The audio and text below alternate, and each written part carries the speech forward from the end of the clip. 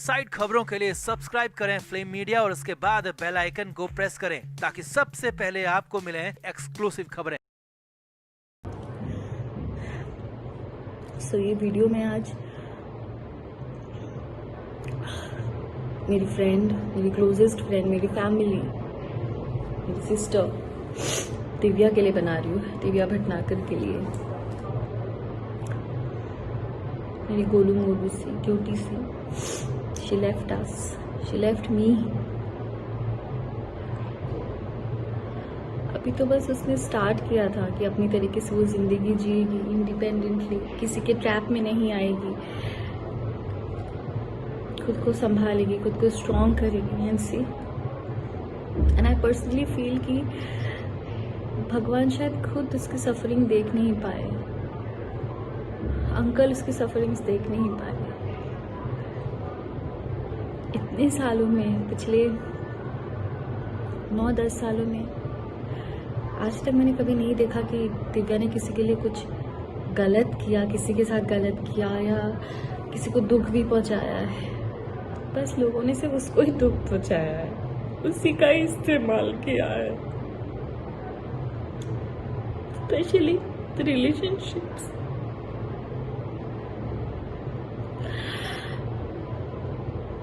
ये हर एक लड़की गलती करती है, एक रिलेशनशिप से गंदे से धोखा खाने के बाद कहीं से भी थोड़ा भी कोई सहारा दे देता है, वो लड़की बिना सोचे समझे उसे अपना सहारा मान लेती है, बिना उसका बैकग्राउंड जाने, बिना कुछ जाने। और दिव्या तो मासूम थी, एकदम भोली थी। उस पागल को तो मैं समझाती थी, मतलब अगर मैं उसे समझाती होंगी तो आप समझ सकते हो कि वो किस तरीके की थी। मैं खुद इतनी इमोशनल हूँ तो वो मेरा 1000 गुना थी। आज ये वीडियो मैं बना रही हूँ, बहुत जरूरी है ये बनाना, स्पेशली उस इंसान के लिए जिसकी वजह से मेरी दिव्या ने इतना सफर किया। आई नो कि आज दिव्या के साथ जो भी हुआ, दिव्या हमारे बीच में नहीं है, it is because of Covid. But जो मेंटल स्ट्रेस, जो फिजिकल अब्यूज उसके साथ हुआ है, कोई भी इंसान अगर उस फेज से गुजरता तो छोटी सी एक बीमारी से भी लड़ने की उस इंसान के पास ताकत नहीं होती है। तो फिर भी कोविड था। बहुत ही शराफत से, बहुत ही शांति से मैं आप सबको ये चीज बता रही हूँ, एंड स्पेशली टू यू गगन गबरू। उस दिन तूने क्या पोस्ट किया था कि उसकी माँ और भाई तेरे रिलेशनशिप्स के अगेंस्ट थे और वो नहीं चाहते थे तेरी शादी होए, और तेरे नाम पे वो पब्लिसिटी ले रहे हैं। तेरी औकात क्या है? क्या औकात है तेरी? तू कौन है?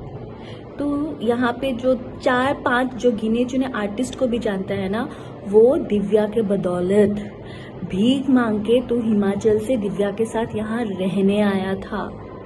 और जो तेरे अगेंस्ट में सिर्फ उसकी फैमिली नहीं, मैं भी खड़ी थी। इसीलिए वो 4 साल मेरी दिव्या से बात नहीं हुई थी, क्योंकि मुझे पता था कि तू ऐसा ही निकलेगा।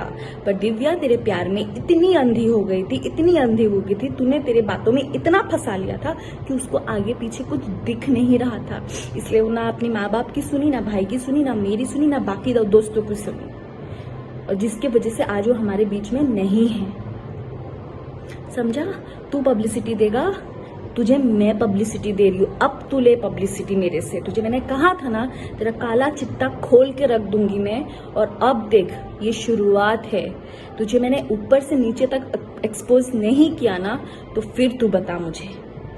तो तेरे अगेंस्ट जो हम लोग खड़े थे वो इसके लिए गगन गबरू, क्योंकि तू मॉलेस्टेशन एक केस में शिमला में तेरे ऊपर केस चल रहा था, और जिसकी सजा 6 महीने जेल में रह के तू लास्ट ईयर भुगत के आया है, वो भी बेल पे। और अभी कभी भी तू अंदर फिर से जा सकता है, और अभी तू जाएगा ही, क्योंकि तूने जो मारपीट की है दिव्या के साथ इतने सालों तक, तूने जो टॉर्चर किया है, मेंटल टॉर्चर, जिसकी वजह से वो इतनी स्ट्रेस्ड में आ गई, इतनी बीमार पड़ गई, उसको डायबिटीज हो गया, हर एक चीज तेरे वजह से हुआ है जो तूने उसको टॉर्चर किया है।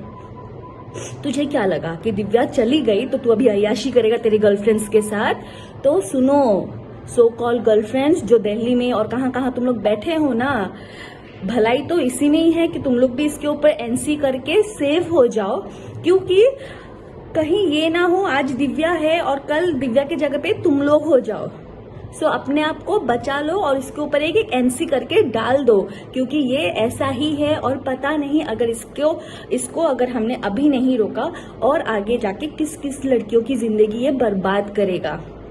सो and this is to all the industry people, जितने भी आर्टिस्ट हैं, जितने भी इस आदमी के साथ जुड़े हुए हैं, प्लीज इसका बैकग्राउंड चेक कीजिए। हिमाचल शिमला पुलिस स्टेशन में जहां से भी ये है वहां का पुलिस स्टेशन, वहां के जेल का पता कीजिए इसका अच्छे से। इनफैक्ट इसका ओशीवारा पुलिस स्टेशन में भी दिव्या ने एनसी करवा के रखा है। करवा चौथ के दिन ये आया था और उस दिन भी मारपीट करके गया है उसके साथ। और एक तो शादी के बाद से ही वो दिव्या को रोज मार रहा है, उसकी ज्वेलरी भी चुरा के ले गया है। हर एक चीज इस आदमी ने जो दिव्या के साथ किया है विद प्रूफ मैं आप सबके सामने एक एक करके मैं एक्सपोज करूंगी।